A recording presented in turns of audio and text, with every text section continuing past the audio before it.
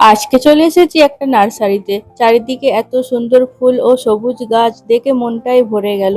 ধীরে ধীরে সব গাছ দেখলাম আর সুন্দর পরিবেশটা উপভোগ করলাম। আবার শেষে নিজের জন্য একজোড়া গোলাপ গাছও নিয়ে এসেছি।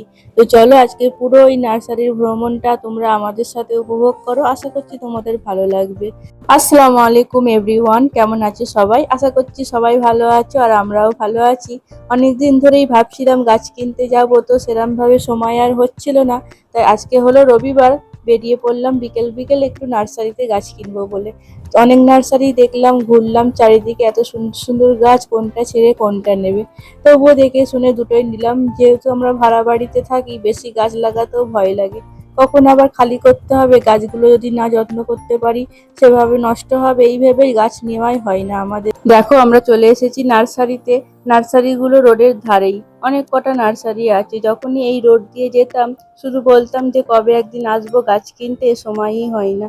তো ফাইনালি আজকে চলে এসেছি আর চারিদিকটা দেখছি কত সুন্দর সুন্দর গাছ, দেখেই যেতে মন যাচ্ছে। তো এখানে আবার ওর পাপা খুঁজছিল লাকি বাম্বু, তো ওরা বললো লাকি বাম্বু তো এখানে নেই, পরে একটা নার্সারি আছে ওখানে চলে যাও পেয়ে যাবে। তারপরে আমরা ওইটাই চলে গেছিলাম। আর এখানে দেখো মাটকাগুলো কি সুন্দর সাজানো, রাজকোটের ফেমাস তো মাটকা, প্রত্যেকটা ঘরেই মাটকা পাবেই তুমি। তারপরে দেখো এখানে আমরা চলে এসেছি আর চারিদিকে এত এত গাছ, এই নার্সারিটায় খুব ভালো লাগছিল। আর ওয়েদারটা এত সুন্দর ছিল, এত হাওয়া দিচ্ছিল, তার সাথে শান্ত পরিবেশ, বেশ ভালো লাগছিল আজকের দিনটা। তো তাই দেখো না, মেয়ে আর আমি ঘুরে ঘুরে দেখছিলাম, মেয়েকে আবার চেনাচ্ছিলাম কোনটা কি গাছ। ও বেশ এনজয় করছিল আমাদের সাথে। তো মাঝে মাঝে এরকম একটা পরিবেশে ঘুরতে আসতেও ভালো লাগে, কি বলো, সারাদিন তো ঘরের মধ্যেই কেটে যাচ্ছে। ঘর, স্কুল, রান্না বান্না, সংসার নিয়ে জীবন চলে যাচ্ছে। তো মাঝে মাঝে এরকম ঘুরতে বেরোলেও মনটা পুরো ফ্রেশ হয়ে যায়, তাই না? এখানে দেখো আমি দুটো গোলাপ গাছ নিয়ে নিয়েছি, একটা হলুদ গোলাপ একটা রেড গোলাপ। তো বেশ ভালো লাগছিল এই দুটো গোলাপ গাছ।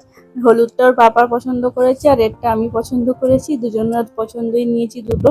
আর এখানে দেখো না চারিদিকে গোলাপের গাছে ভর্তি।